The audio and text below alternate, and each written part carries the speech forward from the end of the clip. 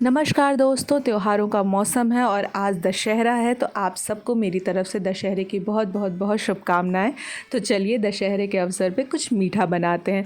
तो आज मैं बनाने जा रही हूँ खोए के लड्डू, जिसमें बहुत सारे ड्राई फ्रूट्स हैं और बहुत सारे खरबूजे के बीज जो इसको क्रंची भी बनाते हैं और टेस्टी भी बनाते हैं। तो चलिए शुरू करते हैं। मैंने कढ़ाई ले ली है जिसमें 2 से 3 चम्मच घी के डाल दिए हैं और फिर थोड़ा सा गोंद। कि आप किसी भी परचून की दुकान पे जाएंगे और आप कहेंगे कि आपको गोंद चाहिए, गोंद के लड्डू तो आपने सुने होंगे, तो आपको इस तरीके से मिल जाएंगे। और जब आप उन्हें घी में अच्छे से फ्राई कर लेंगे तो वो इस तरीके से फूल जाएंगे जैसे पॉपकॉर्न की तरीके। ये बहुत हेल्दी होते हैं, आप इसे खाएंगे तो आपकी हड्डियाँ मजबूत रहेगी। इसलिए जब भी मैं मिठाई बनाती हूँ तो कुछ ना कुछ उसमें हेल्दी कंटेंट भी डालती हूँ, ताकि जब हम स्वाद के साथ हेल्थ दोनों एक साथ चलती रहे। तो हम लोग को भी इसी तरीके से गोंद को अच्छे से घी में डीप फ्राई कर लेना है और वो जब इस तरीके से फूल जाएगा वाइट कलर का, तब उसे हम निकाल के अलग रख लेंगे। इसके बाद इसी बचे हुए घी में मैंने अपने मनपसंद ड्राई फ्रूट्स डाल दिए। तो मैंने लिए थे काजू और साथ ही साथ मैंने लिया था बादाम। आप चाहे तो पिस्ता भी डाल सकते हैं, मेरे पास पिस्ता इस समय अवेलेबल नहीं था।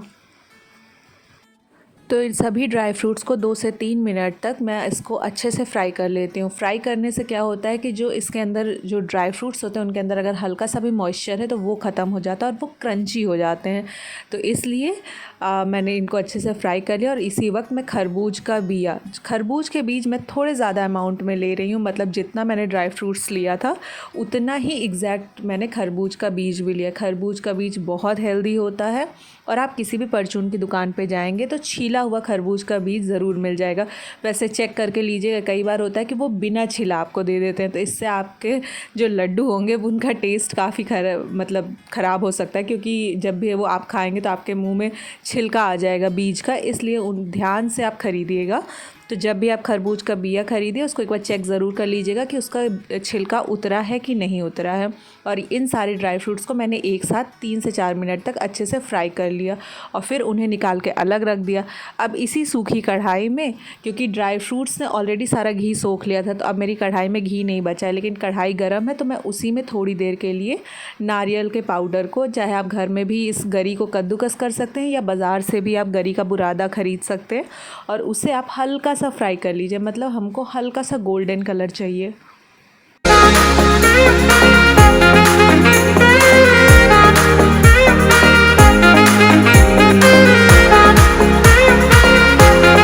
और ये देखिए नारियल का बुरादा थोड़ा सा हमारा ब्राउन होने लगा है। अब इसे हम निकाल के अलग रख देते हैं। वैसे इस समय मुझे डबिंग में आज बहुत इशू हो रहा था, मैं किसी तरीके से आपके लिए वीडियो डब करके लाई हूँ, क्योंकि मेरे ही कॉलोनी में पंडाल लगा हुआ था और काफ़ी शोर हो जाने की वजह से मैं कई दिनों से ये वीडियो सोच रही थी पर बना ही नहीं पा रही थी, क्योंकि मेरे वीडियो में जयकारे की आवाज़ ज़्यादा आने लग रही थी। चलिए अब हमारे सारे ड्राई फ्रूट्स अच्छे से भुन चुके हैं। अब चलिए गोंद को हम क्या करते हैं, इन्हें क्रश कर लेते हैं।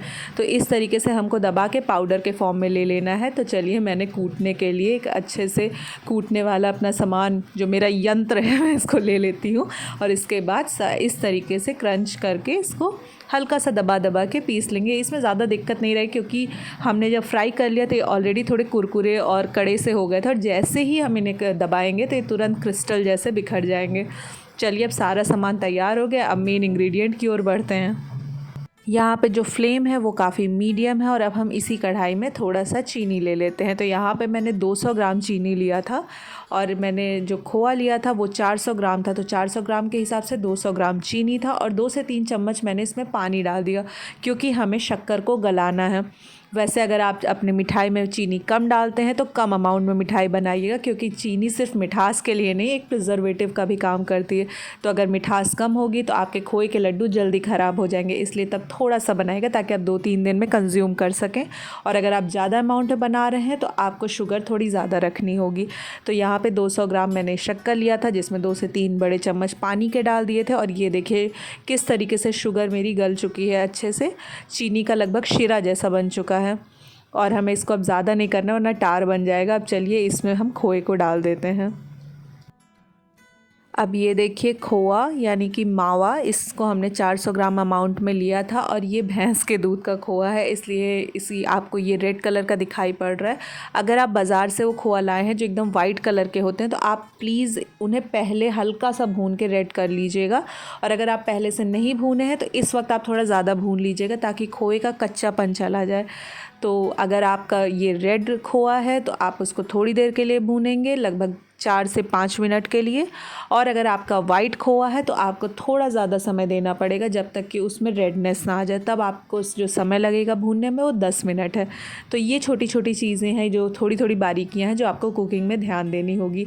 और इस समय खोए को अच्छे से भून लेना है, इतना चलाना है कि शक्कर बराबर से पूरे में मिल जाए, शीरा हमारा प्रॉपरली मिल जाए, और इसको हम अच्छे से भून लेंगे ताकि इसके अंदर का जो कच्चापन है वो भी चला जाए और हल्का सा मेल्ट भी हो जाए, तो हमें जो लड्डू है उन्हें बांधने में काफ़ी आसानी भी रहेगी। इसलिए आराम से और मीडियम फ्लेम पे इसे लगातार चलाते रहिएगा, फ्लेम कभी भी हाई नहीं रहेगा।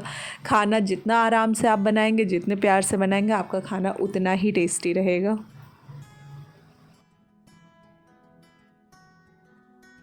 चलिए 4 से 5 मिनट बाद भूनने के बाद हमारा खोआ बिल्कुल अच्छे से तैयार हो गया। अब इसमें जो मैंने क्रश किया था गोंद को, उसको मैं डाल देती हूँ, और गोंद को अच्छे से फ्राई करके क्रश कर लीजिएगा, वरना खाते वक्त आपके दांतों में लग भी सकता है, इसलिए थोड़ा सा यहाँ पे ज़्यादा आपको सतर्क रहने की ज़रूरत है। और इसके बाद वो सारे ड्राई फ्रूट्स जिन्हें मैंने पहले अच्छे से फ्राई करके सेपरेट रख लिया था, अब उन सबको मिक्स करके इसमें हम चलाएँगे। और इस टाइम गैस को ऑफ़ नहीं करना है, बिल्कुल लो फ्लेम पर बस कर देना है। तो इसलिए एकदम लो फ्लेम पे गैस कर दिया है, और खोआ और ड्राई फ्रूट्स को आपस में मिक्स करते हुए चलाएंगे। थोड़ी देर तक हमको यही प्रोसेस को करते रहना है। इसलिए आप थोड़ा सा जब आप मिठाई बनाइएगा तो गैस से दूर मत जाइएगा, और इस समय फ़ोन भी नहीं यूज़ करिएगा क्योंकि लगातार सारा फोकस यही रहना चाहिए। अगर आपने खोआ छोड़ दिया, ज़रा सा भी उसमें जल गया तो फिर समझ लीजिए सारी मेहनत, सारा सामान, सब कुछ वेस्ट हो जाएगा। और ये देखिए खोआ और ड्राई फ्रूट्स अच्छे से आपस में मिक्स हो गए हैं। अब इनको मैं अलग से निकाल लेती हूँ प्लेट में, और ताकि ये ठंडा हो जाए, क्योंकि अब हमें लड्डू बांधने हैं। तो अगर खोआ हमारा ज़रूरत से ज़्यादा गर्म रहेगा तो हमारा हाथ जल जाएगा, और साथ ही साथ बहुत गर्म में बनता भी नहीं है, वो सॉफ्ट इतना रहेगा कि टूट जाएगा, आप बॉक्स में नहीं रख पाएंगे। इसलिए इसको हल्का सा ठंडा कर लेंगे, एकदम ठंडा भी नहीं रखना है, मतलब हल्का सा ठंडा हो जाए ताकि बंध जाए। तो हमें बिल्कुल हल्का वार्म टेम्परेचर कर देंगे, और उसके बाद धीरे धीरे अपनी मनपसंद डिज़ाइन, आपको लड्डू पसंद है तो आप लड्डू के फॉर्म में कर सकते हैं, अगर आपको पेड़े पसंद है तो आप पेड़े के फॉर्म में कर सकते हैं, या फिर आप इसे अच्छे से बिछा के काट के इसको बर्फ़ी के टेक्सचर में भी ला सकते हैं। तो यहाँ पे आपकी अपनी मर्ज़ी कि आपको क्या पसंद है। और ये देखिए हल्का गर्म था तो आसानी से बंध गया, और धीरे धीरे इसी तरीके से मैंने सारे लड्डू को बांध लिया है।